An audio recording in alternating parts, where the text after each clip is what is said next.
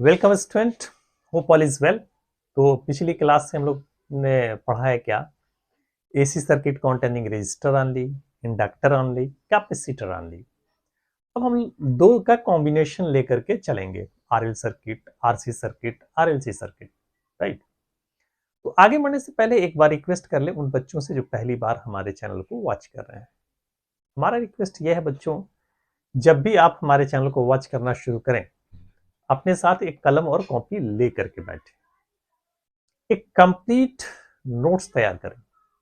दूसरा, चूंकि फिजिक्स का रिलेशन हमारा पीछे से है, अगर पीछे के कॉन्सेप्ट्स आपके क्लियर नहीं है तो आगे समझने में परेशानी होगी। तो जरूरत इस बात की है कि आप पीछे से शुरू करें और यहां तक पहुंचे।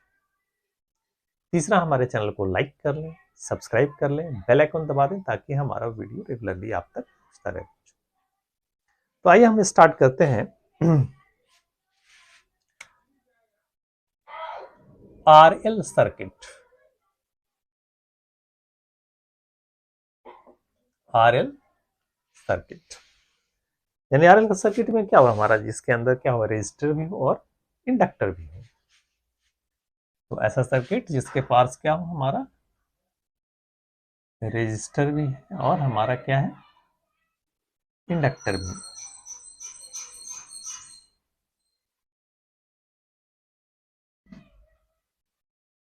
तो ये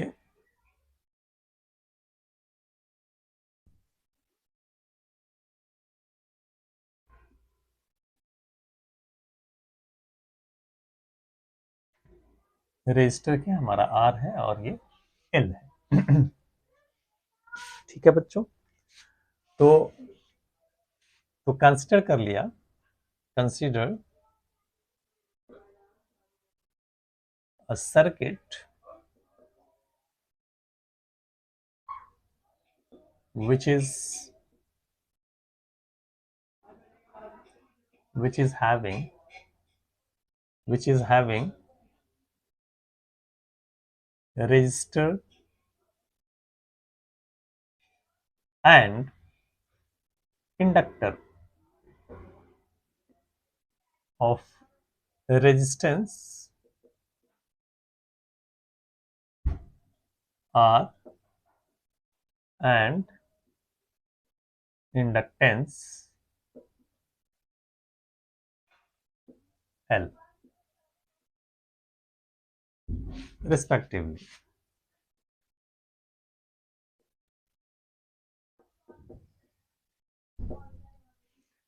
ठीक है, तो आपने सर्किट के अंदर क्या दिया, अल्टरनेटिंग ईएमएफ दिया। E इज इक्वल टू क्या हमारा, E nought sine omega T, right. Let alternating EMF, alternating EMF given to the circuit is E is equal to E naught sin omega T. तो यहां पे voltage और resistance में कोई leading और lagging, sorry sorry current, voltage across resistor और current, इसमें कोई लीडिंग और लैगिंग नहीं होता है। यानी यानी मान ली इसके क्रॉस जो है हमारा वोल्टेज क्या है, हमारा वी आर है, और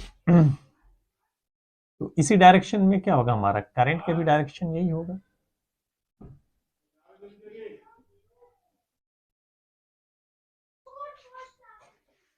और यहां पे जो है करंट क्या होता है, इसमें लैग करता है, यानी इसके क्रॉस मान लीजिए क्या है, हमारा वोल्टेज VL है। अच्छा नहीं रहने दीजिए, पहले बाद में दिखाएंगे इस चीज को। यहाँ पे क्या है, हमारा वोल्टेज क्या है, हमारा VR है, और यहाँ पे वोल्टेज क्या है, हमारा VL है। ठीक है, तो voltage across resistor is VR is equal to क्या होगा हमारा IR, और voltage across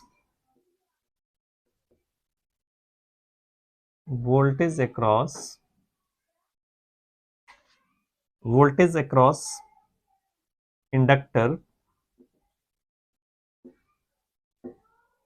is VL is equal to IXL, और XL क्या होता है हमारा ओमेगा L।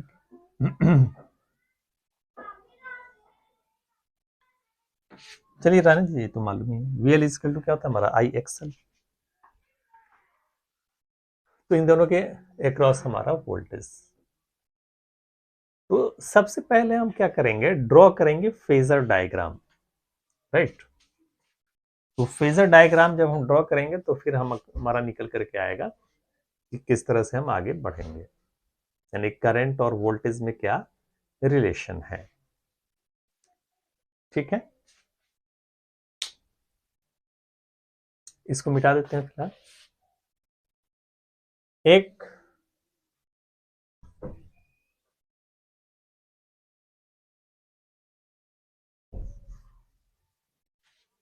तो फेजर डायग्राम और वेक्टर डायग्राम, फेजर डायग्राम या वेक्टर डायग्राम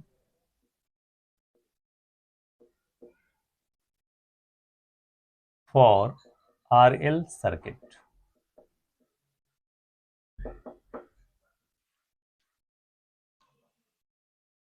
तो अगर हम ये ड्रॉ करेंगे तो इस तरह से हमारा आएगा,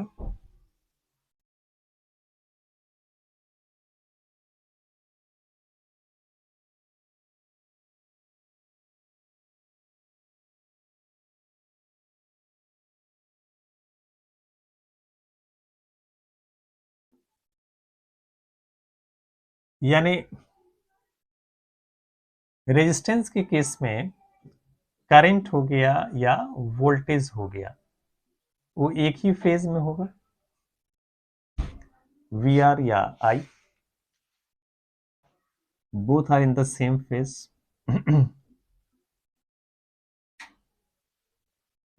ऐसे रन देते हैं तो कहीं कंफ्यूज ना हो जाए।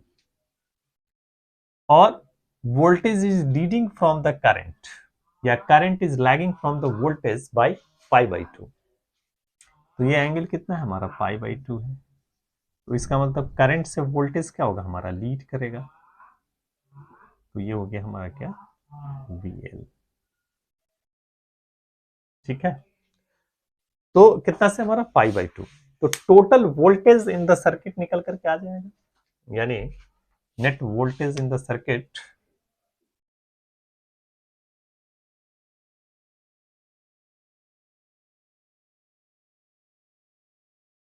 this is the V, right? So net voltage in the circuit is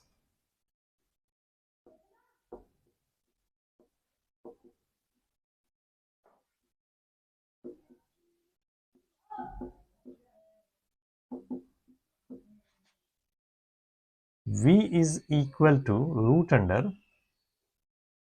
VR square plus VL square। तो V इज इक्वल टू क्या हो गया हमारा VR square plus VL square. एक वर्ड होता है हमारा क्या इम्पीडेंस। इम्पीडेंस,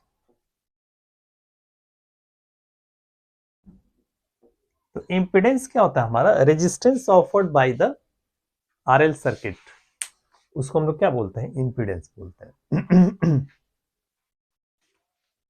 इम्पीडेंस को हम लोग Z से रिप्रेजेंट करते हैं, किसी से Z से, यानी रेजिस्टेंस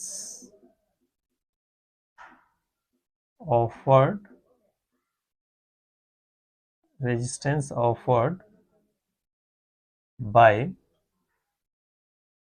RL circuit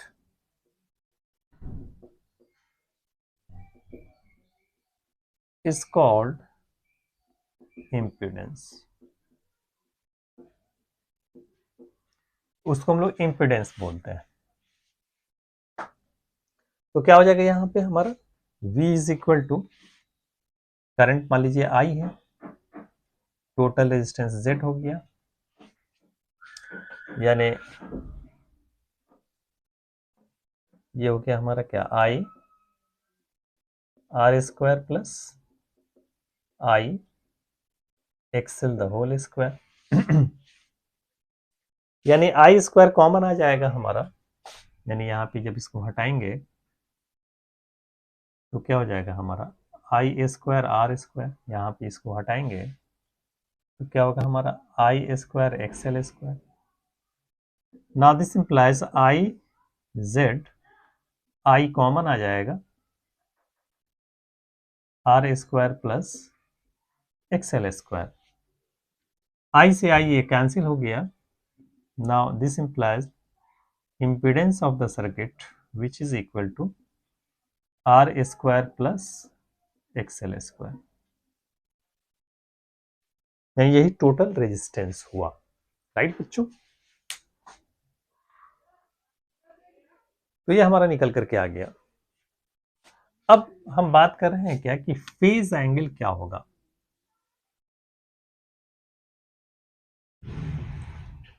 राइट, बात करते हैं हम लोग फेज एंगल की। इसको मिटा देते हैं, नीचे वाला सब चीज पता हो ही गया आपका।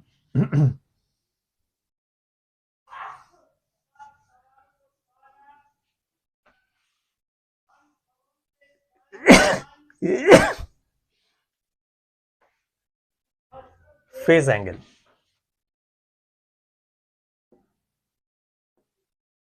तो फेज एंगल को हम फाई से रिप्रेजेंट करते हैं।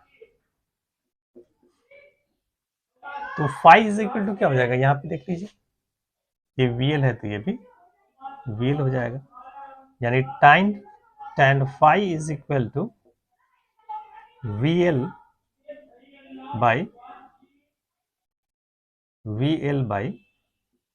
VR,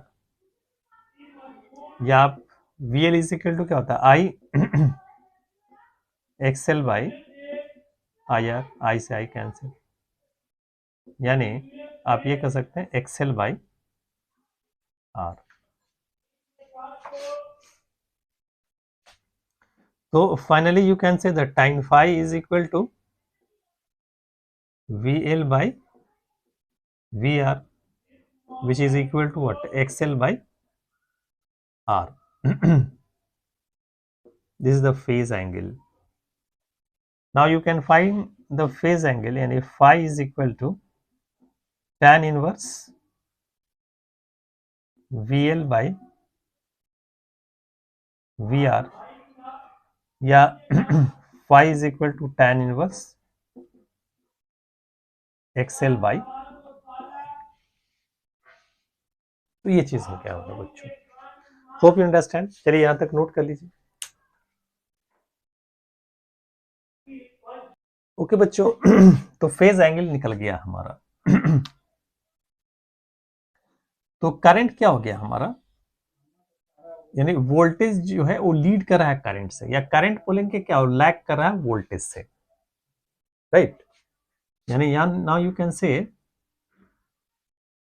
करंट क्या लिखेंगे आप, I is equal to I naught sign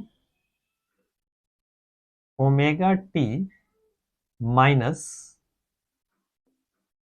five. I is equal to क्या होगा, sine omega t minus five. Voltage ये है हमारा, यानी आप ये कहेंगे कि current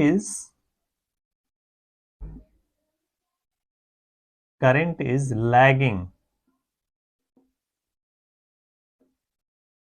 from the voltage by 5। या आप ये कहेंगे कि voltage is leading from the current by pi. Hope you understand बच्चों, सो सिंपल। चलिए नोट कर लीजिए, फिर आगे बढ़ते हैं। ओके बच्चों, यहाँ पे आपको दिया हुआ है कि आरएल सर्किट है हमारा, वीएल वीआर दिया हुआ है, आरएस वैल्यू ऑफ करंट भी दिया हुआ है, इंपीडेंस ऑफ द सर्किट और फेज एंगल पूछा जा रहा है, राइट। तो सिंपल है ये हमारा, यानी गिवन क्या है हमारा, गिवन है हमारा VL 120 वोल्ट और VR जो है 90 वोल्ट है, I भी दिया हुआ है हमारा, IV 3 एम्पियर, और आपसे Z पूछा जा रहा है और फेज एंगल पूछा जा रहा है, राइट बच्चों। तो आप इसका फेजर डायग्राम तो आप जानते ही हैं कैसे होता है हमारा।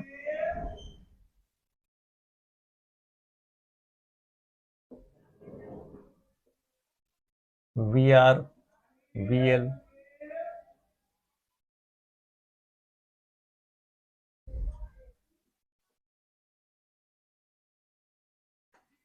तो you know the V is equal to क्या होता है हमारा, root under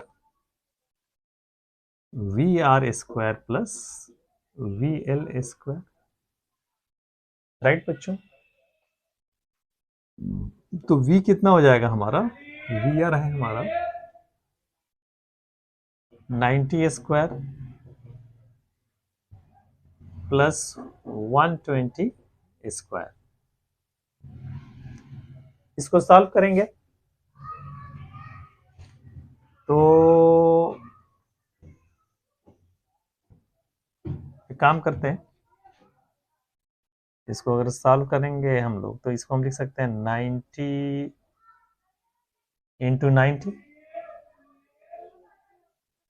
90 into 90 plus 120 into 120, इधर कर देते हैं। 2 जीरो है तो एक जीरो कॉमन आकर के बाहर आ जाएगा, यानी कि बाहर आ जाएगा हमारा, बाहर आ जाएगा 10 रूट 9 नवा 81, 12 बरैया 144, ठीक है। तो 10 इंटू ये हो जाए कितना 225, तो 15 15 या 225 होता है।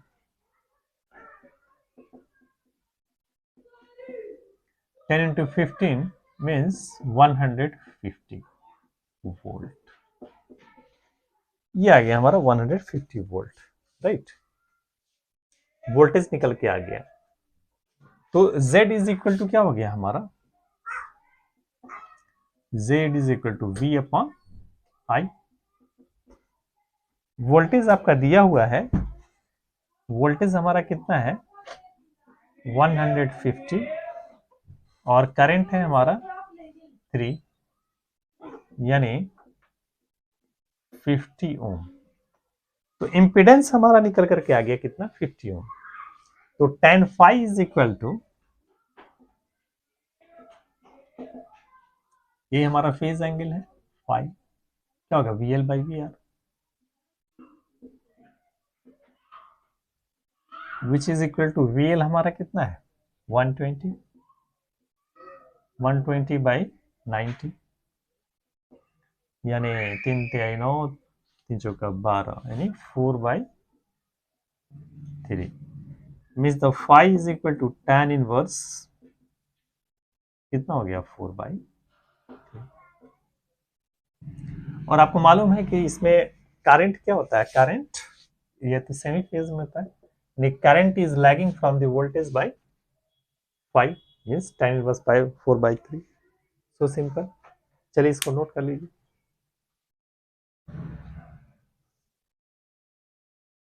ओके बच्चों, तो ये आपके सामने 2004 में पूछा हुआ क्वेश्चन है ये। अगर आपको कॉन्सेप्ट्स मालूम है तो कोई भी क्वेश्चन पूछेगा आप बना सकते हैं, राइट? कुछ नहीं है इसमें। व्हाट इज करा के एल आर सर्किट है और एल दिया हुआ है, आर दिया हुआ है, और ईएमएफ सोर्स ये है हमारा V is equal to V naught sine omega t. RMS दिया हुआ है, फ्रीक्वेंसी दिया हुआ है, करंट का एम्पलीट्यूड बताना है, यानी एम्पलीट्यूड का मतलब you have to find the maximum current means the I naught. तो गिवन क्या है हमारा?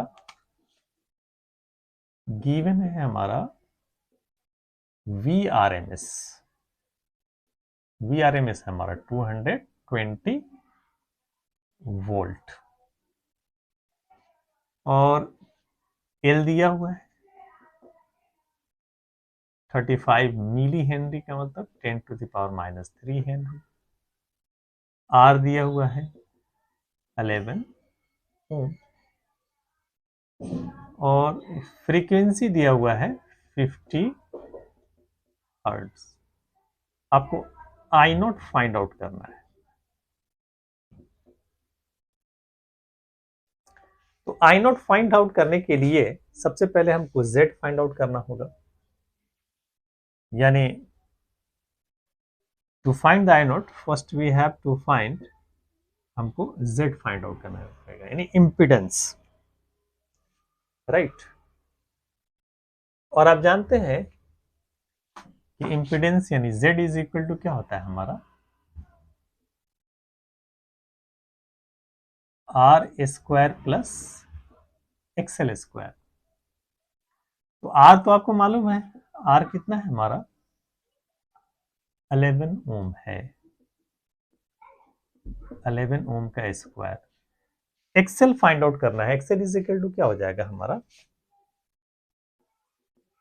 ओमेगा एल मीन्स 2 पाई फ्रीक्वेंसी इंटू एल, यानी 2, ये पाई की वैल्यू 22/7 रखेंगे। लिखे हुआ था कि आपको लेना है पाई, क्वेश्चन में था ये मेंशन, इसलिए ले रहे हैं। फ्रीक्वेंसी हमारा क्या है? 50 है, और एल है हमारा 35 इंटू 10⁻³ ये है हमारा, राइट? तो ये कितना हो जाएगा? 7×5 = 35, और ये कितना हो जाएगा? 50×100 यानी 20, 5 से मल्टीप्लाई कर दीजिए, 5×2 = 10, 5×10 = 11, यानी 110 इंटू क्या हो गया है? 100 हो गया, इंटू 10⁻³ हो गया, 1 2 3, यानी फाइनली ये आ जाएगा 11 ओम। तो एक्सएल भी क्या आ जाएगा हमारा? 11 ओम, यानी 11√2, इतना ओम हमारा रेजिस्टेंस हो गया। ठीक है, इसको नोट कर लीजिए। अब हमको निकालना क्या है? करंट निकालना है, यानी I nought is equal to क्या हो जाएगा हमारा? I nought is equal to V by, यानी मैक्सिमम हमको लेना है, तो वी नॉट बाई जेड लेना होगा। और आप जानते हैं कि V R M S is equal to क्या होता है? V naught by √2। तो V naught is equal to क्या होगा? √2 वी आर एम एस के।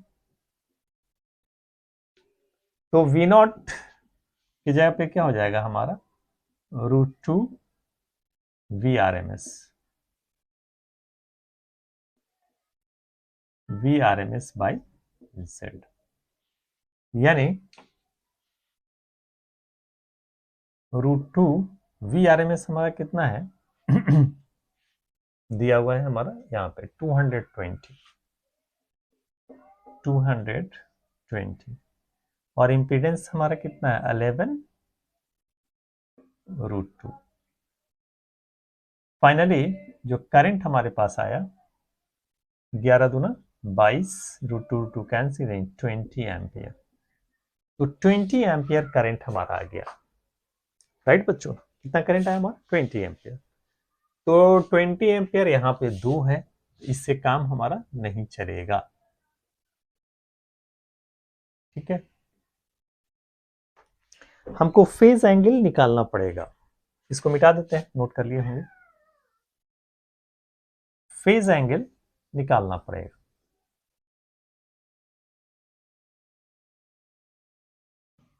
तो tan phi is equal to tan phi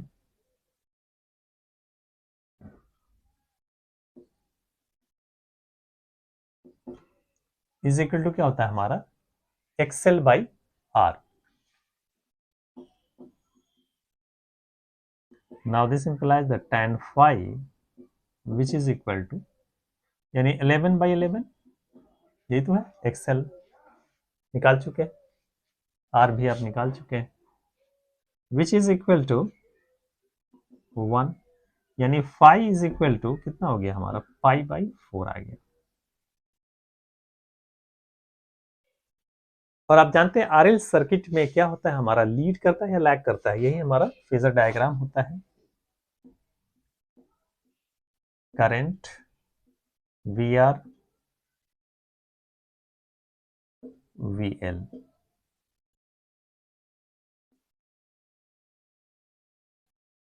ये फाई निकल के आया जो कि π/4 है। तो वोल्टेज जो करंट से क्या करता है हमारा लीड करता है, यानी करंट जो है वो लैग करता है कितना से π/2 से, यानी current is lagging from the voltage by π/2। तो यहाँ पे वही है हमारा 20 ampere trail by what, trail V by π/4, यानी करंट जो है वोल्टेज से कितना से ट्रेल कर रहा है π/4 से। लीड और ट्रेल, वही लीडिंग और लैगिंग की बात हो रही है। तो कौन सा ऑप्शन हो जाएगा हमारा सी ऑप्शन। तो ये हमारा क्वेश्चन 2004 में पूछा जा चुका है। तो ऐसे ही क्वेश्चन आते हैं, इसमें कोई रॉकेट साइंस नहीं होता। अगर आपके पास कॉन्सेप्ट्स हैं तो आप इजीली किसी भी क्वेश्चन को क्रैक कर सकते हैं, बना सकते हैं। तो आज हम इतना ही रहने देते हैं, नेक्स्ट क्लास में फिर हम आगे बढ़ेंगे। तब तक के लिए बाय बच्चों।